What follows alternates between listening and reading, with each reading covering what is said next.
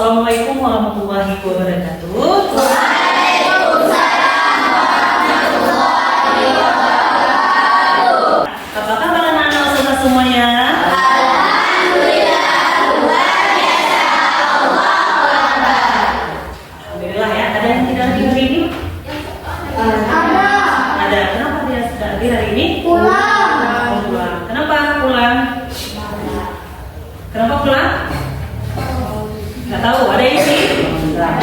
Hari ini kita harus bersyukur kepada Allah Subhanahu wa Ta'ala. Kenapa? Karena hari ini kita masih kasih ringan, lancar, sehat badan sama Allah. Guna kita untuk mengikuti pelajaran hari ini. Breaking dimulai. Ustazah sebutkan warna, tapi warna itu tidak disentuh. Yang disentuh adalah warna yang tidak disebutkan. Oke, mulai. Hijau, biru. Oke. Hitam, kuning. Oke, bagus. Abu-abu, hitam. Oke. Hitam, biru. Terakhir, biru, kuning. Oke, tepuk tangan dulu. Nah, untuk pelajaran hari ini, minggu lalu Ustazah sudah jelasin sedikit ya tentang coding AI. Mungkin anak Ustazah masih meraba, jadi Ustazah itu mencoba menjelaskan lagi sedikit tentang kecerdasan artifisial atau AI.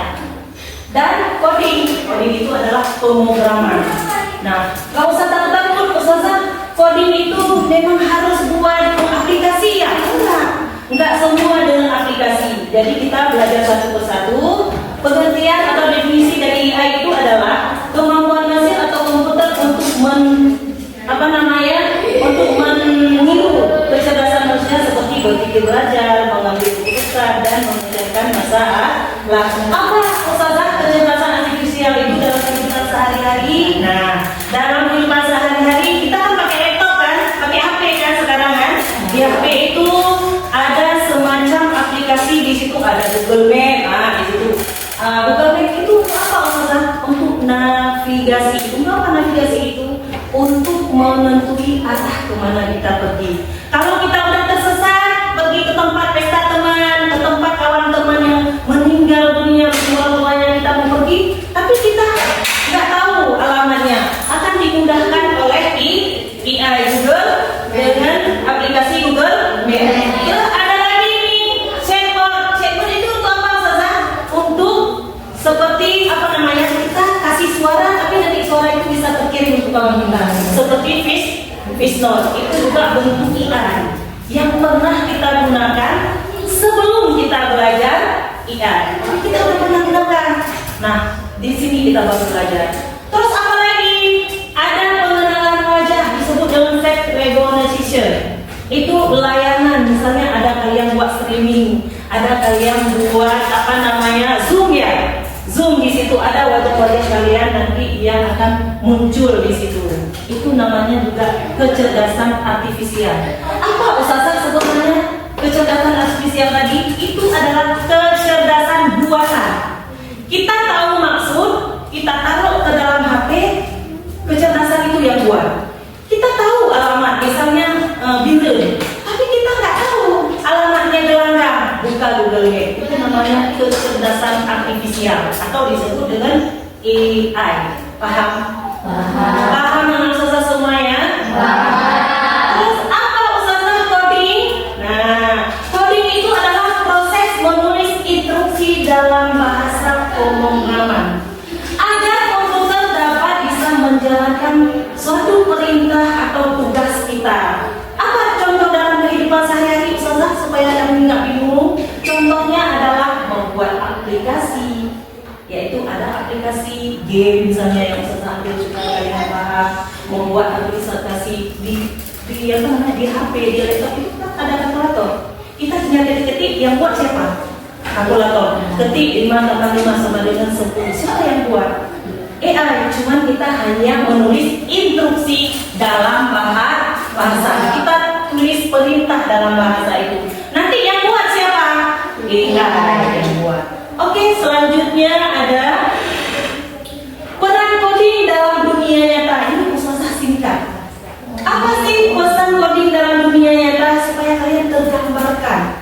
kalian bisa lihat. Membuat aplikasi mobil ya. Artinya ada website, ada Gojek, ada Shopee. Kita sekarang Gojek cuma kita pesan ya, hari ini ayam penyet 15 bungkus di menu Gojek. Ya nggak? Itu perannya dalam dunia nyata. Kalau coding itu pemrograman. Kalau di dunia nyata itu langsung kita gojekin. Kalian mau berapa bungkus? Biar kita pesan Gojek aja. Sekarang itu kan? Itu adalah coding. Paham ya? Itu adalah coding. Nggak harus kita pergi ke sana ke tokonya. Kita beli, nggak harus. Kita tinggal gojekin diantar. Kalian pesan-pesan di Shopee, di Lazada, apa lagi? Aplikasinya? Di TikTok. Kalian cuma kasih alamat langsung diantar. Itu namanya adalah coding, pemrograman. Paham? Terus apa lagi Ustazah? Seperti sistem pembayaran, pakai kris, sekarang pakai Dana, pakai OVO, apa lagi? Mau banking kan Boyen sekarang ya? Nah, itu adalah jenis pemrograman atau disebut dengan coding. Disebut dengan coding. Paham? Ada lagi membuat website sekolah tentang toko online hingga blog pribadi. Nah, kalian ada blog pribadi nggak yang menghasilkan uang? Sekarang kan seperti itu kan? Terus ada yang affiliate. Kita seolah-olah punya toko, tapi kita menjual punya orang lain. Tapi orang lain itu menjadi pemberi dana untuk kita. Ada ambil komisi. Paham kan sekarang kan? Itu namanya coding. Nggak jauh-jauh pergi kan dari dunia nyata? Paham. Oke. Terus apa lagi? Mengontrol perangkat internet of the thing, misalnya kipas otomatis menyala ketika suhu panas. Sekarang udah ada. Ketika udah AC-nya mati, ada kipas angin otomatis langsung menyala. Ada lihat nggak lampu sekarang? Ada lampu yang sekarang ketika mati lampu hidup lampu lain kan? Ada? Ada. Ada nggak? Ada. Ada. Ketika mati lampu yang sebenarnya lampu alami maksud saya, terus langsung hidup lampu yang otomatis. Kipas angin juga ada sekarang. Kipas angin yang udah mati, kipas angin yang biasa, kipas angin manual juga hidup sekarang, kita bisa. Oke, selanjutnya itu peran coding dalam kehidupan nyata. Jangan kita belajar aja, tapi praktek di dunia nyata itu nggak ada, itu rugi. Karena apapun yang kita belajar, semua kita terapkan dalam kehidupan sehari-hari. Oke, selanjutnya apa lagi? Apa peran coding dalam dunia AI? Nah, coding dengan AI sama? Tidak, dia berbeda.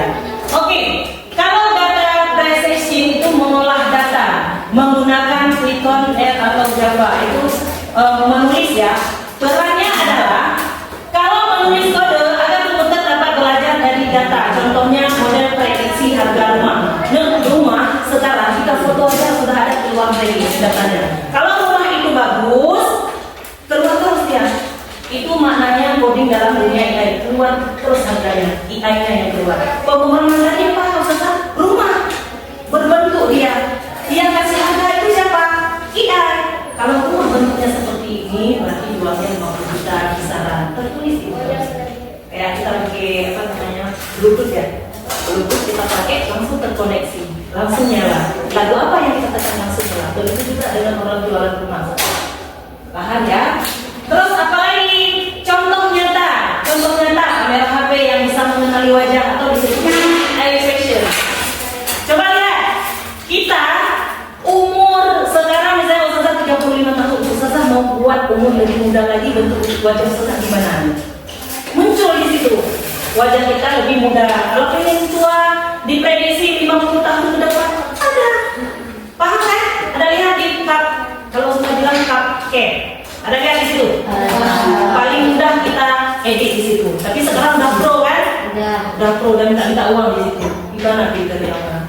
Apalagi dunia peran coding dalam dunia AI ada natural language processing. Gimana ya saya bacanya? Itu adalah kayak ChatGPT, Google Translate. Kalian susah di bahasa Inggris. Sekarang udah banyak cici kan? Udah banyak cici cari semua jawaban di situ. Mudah sekali cara belajar sekarang. Tinggal kita mau nggak? Mau nggak kita berubah? Tinggal itu cuma. Oke. Habis itu apa lagi? Robot yang bisa menari atau merakit barang. Sekarang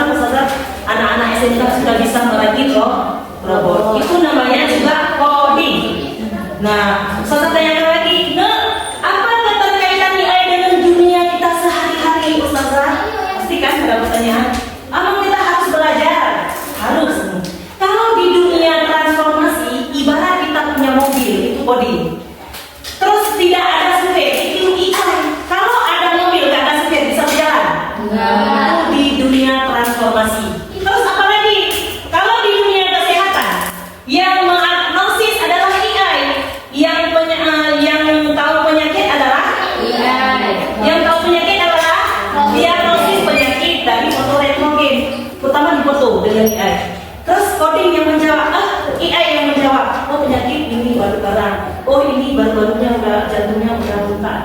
Siapa yang ituin? Kalau di dunia kesehatan adalah AI. Terus kalau di dunia pendidikan, dunia pendidikan apa sih terkaitnya dunia AI dengan dunia nyata? Kalau di dunia pendidikan, pembelajaran itu adaptif. Apa itu adaptif? Penyesuaian pembelajaran sesuai dengan kemampuan kalian. Kalau kemampuan kalian belum enggak pintar matematika, ini susah. Kali-kali memang aja susah kan berarti kalian jangan ambil nanti pembelajarannya yang berhubungan dengan kuantitas, dengan angka. Paham? Oh, Ustazah kami kalau bahasa lebih mudah Ustazah. Ustazah kami akuntansi ya tahu ya, padahal nggak belajar tapi tahu aja kalau dibilang sama ustazahnya, gurunya cepat kena, cepat mengerti. Itu berarti kalian kalau dunia pendidikan sesuai belajarnya dengan kemampuan. Kata dia. Kalau di dunia pendidikan apa? Di dunia pertanian, emang ada ya keberuntungan orang pertanian kita belajarkan? Ada. Sekarang pakai drone kan di atas, lihat tuh pertanian memantau kondisi tanaman sawitnya gimana sekarang, kopinya gimana nih kalau di Gayo, jeruknya gimana nih, semua dimantau dari atas. Pakai apa? Drone tuh AI-nya? AI. Udah mengerti? Udah ada bayangan sedikit tentang coding? Udah. Oke, selanjutnya. Nah, sekarang Menteri Pendidikan kita adalah siapa? Abdul Mukti mengatakan bahwa pembelajaran kita ada deep learning-nya dalam pendidikan.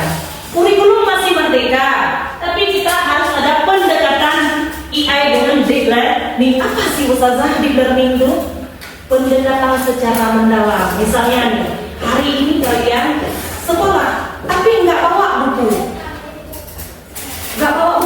Ustazah, kami lupa bawa buku. Apakah Ustazah akan membiarkan kalian nggak belajar? Tidak. Ustazah kasih kertas, pergi ke kantor, mendalam kan?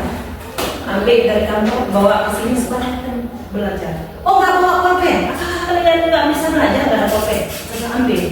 Dan Ustazahnya kalian pas sampai seperti ini. Besoknya harus ada perubahan. Enggak Ustazah biarkan. Kalau ada buku nggak belajar, itu gali.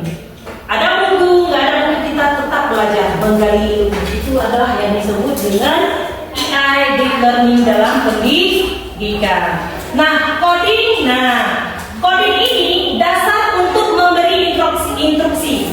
Coding adalah dasar untuk memberi instruksi. Itu namanya coding, ya. Kalau AI mengembangkan sistem cerdas dari instruksi tadi yang dibuat nama coding.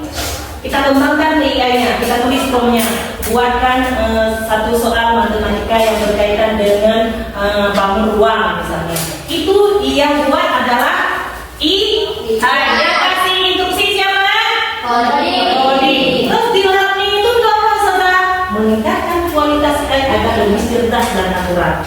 Di learning itu adalah pendekatannya supaya gimana ini harus berstruktur, gimana ini harus apa? Harus akurat, harus lebih cerdas. Oke, selanjutnya apa lagi nih Ustazah? Nah, dalam pembelajaran mendalam siswa melatih problem solving itu adalah mengidentifikasi, menganalisis dan menyelesaikan. Saya kira ini sudah cukup. Terus lagi yang terakhir ya. Nah, ini boleh ini struktur kesimpulan untuk Ustazah kasih ya. Coba kalian perhatikan kesimpulannya yang semua Ustazah ajarin tadi. Semua yang Ustazah ajarin itu adalah struktur kesimpulan dari pendekatan AI dan artifisi. Ya. Apa? Pertama coding. Coding itu alat. Ingat ya. Coding adalah alat atau instruksi dasar. Itu namanya coding. Coba kalian. Apa itu coding?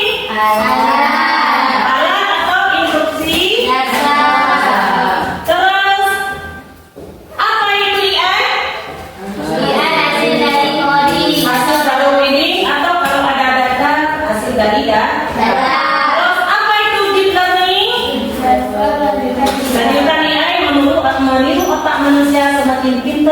semakin banyak data. Paham?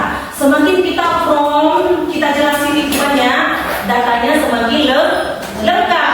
Kalau promptnya kita ketik hanya sedikit, berarti sedikit yang keluar. AI-nya sedikit, promptnya yang keluar juga sedikit. Tahu kan? Paham kan? Maksud Ustazah? Paham. Kalau dunia pendidikan, konsep ini bisa melatih siswa untuk berpikir komputasional. Arti berpikir komputasional itu namanya kritis, kreatif, adaptif di era digital. Jadi kita jangan gaptek, jangan tidak mau berubah. Paham maksud Ustazah?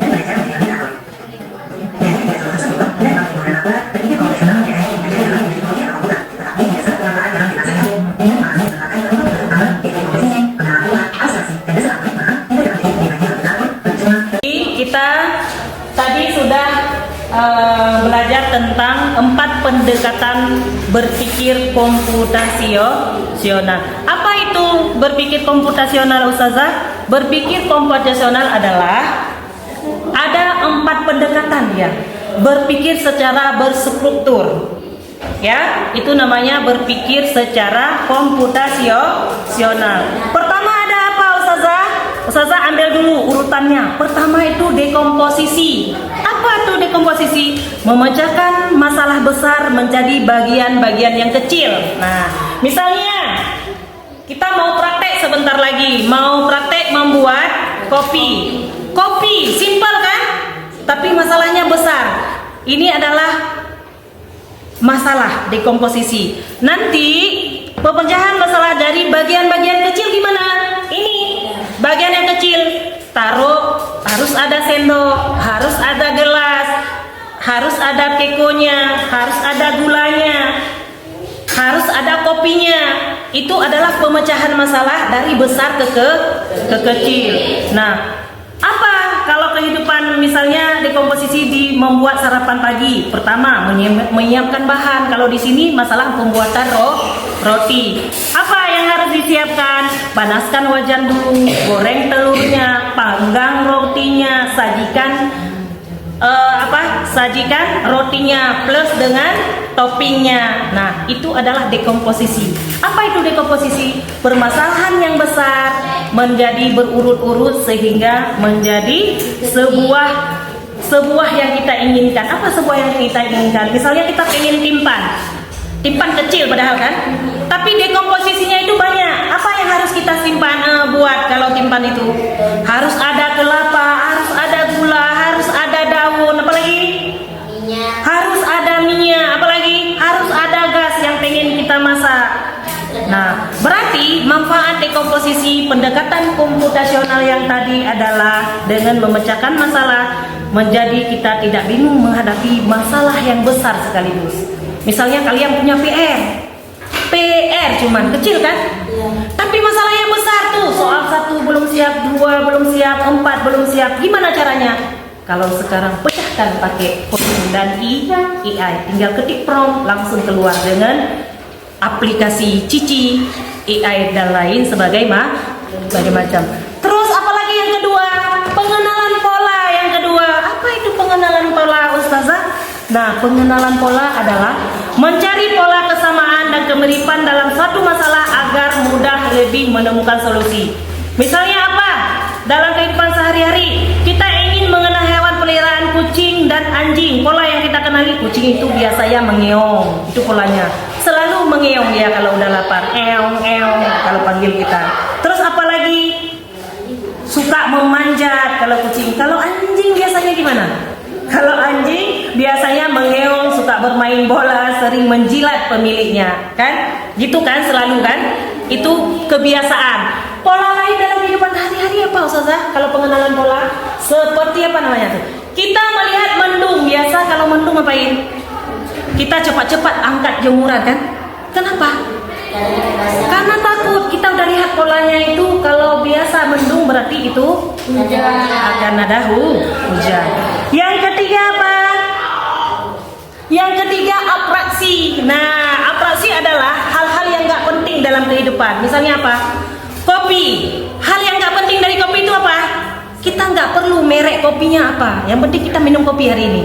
Itu namanya atraksi. Apalagi kalau di sini kita naik bus ke sekolah, informasi penting. Nomor bus yang benar, rute jalurnya sesuai tujuan, waktu keberangkatan itu waktu penting. Yang nggak pentingnya apa? Informasi bus mau apa, naik bus sekolah ke bus apa? Yang penting kita sampai tujuan. Nggak perlu kita memikirkan merek bus. Nggak perlu kita bus itu bermerek nggak sih? Nggak perlu itu. Paham ya? Paham, itu pendekatan atraksi. Yang keempat pendekatan apa ya? Yang keempat pendekatan apa? Algoritma. Nah, algoritma adalah membuat langkah yang runtun, jelas dan bisa diulang untuk menyelesaikan masalah. Misalnya gini, ini algoritma juga, atraksi juga. Apalagi kode komposisi juga, algoritma. Sekarang algoritmanya apa, Ustazah? Algoritma adalah langkah yang runtun, jelas dan bisa diulang untuk menyelesaikan lagi.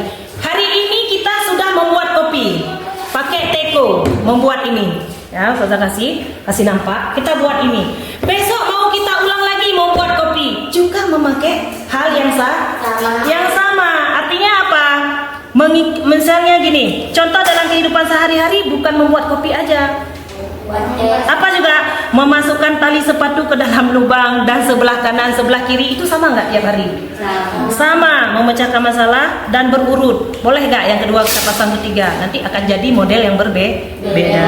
Tarik kedua tali hingga kencang, silakan. Ini cara memakai tali di sini. Kita sekarang membuat pendekatan algoritma cara membuat kopi. Nah, rangkuman di sini. Ada yang jumpa yang keempat, ada rangkuman nih yang keempatnya. Apa rangkuman? Kalau dekomposisi, kalian ingat aja. Memecahkan masalah dari besar menjadi kecil itu namanya dekomposisi. Kalau orang menjahit, dekomposisi nggak sih? Kainnya besar, dipotong-potong hingga jadilah jilbab seperti ini. Hingga jadilah baju seperti ini. Padahal kainnya besar kali. Dipotong-potong menjadi kecil. Paham ya? Paham. Terus apalagi pengenalan pola, menemukan kesamaan dan mempermudah. Soalnya yang tadi seperti membedakan persamaan, membedakan kucing dengan beda nggak? Atau manusia dengan hewan. Beda tidak? Itu namanya adalah pengenalan pola. Berbeda bentuknya. Abraksi. Apa itu abraksi? Fokus pada hal yang penting, abaikan yang tidak perlu. Itu namanya abraksi. Paham ya? Kita nggak perlu merek, yang penting kita nggak perlu makan beras yang premium, yang penting kita kenyang. Itu namanya abraksi. Dekomposisi udah tahu tadi kan? Pengenalan pola, algoritma memecahkan masalah dari yang rumit secara beruntun. Pertama-tama taruh gula.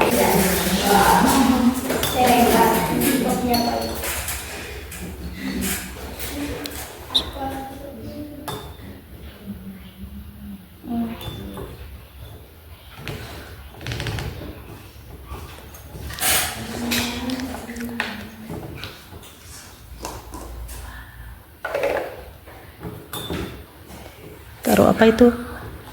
Panas. Oke.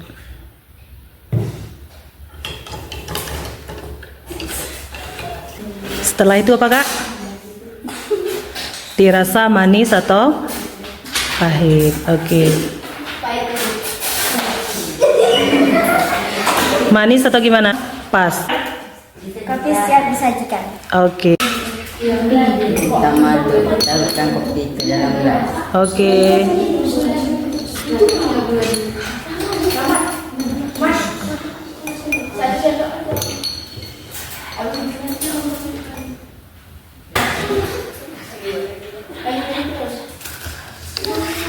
Setengah sendok lagi.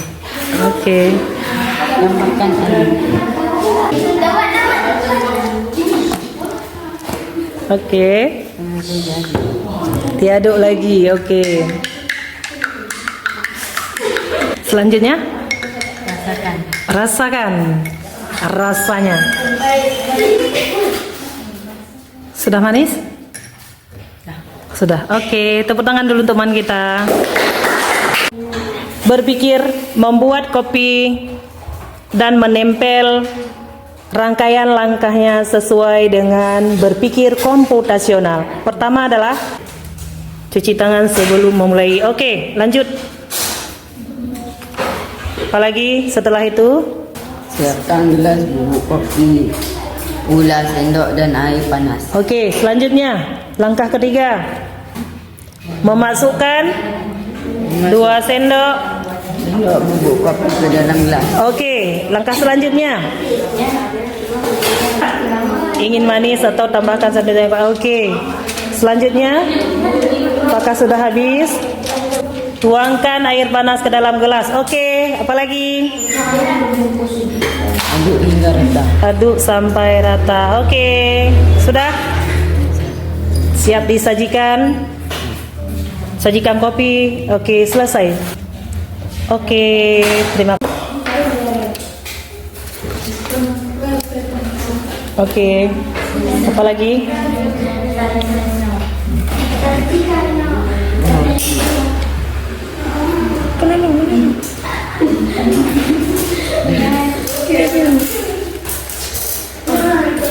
Oke, selanjutnya apa lagi?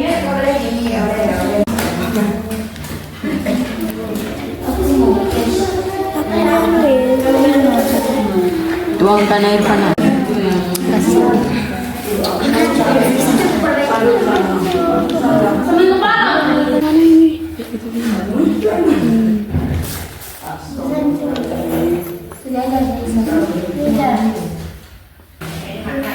Kerjasama yang baik ya. Insya Allah.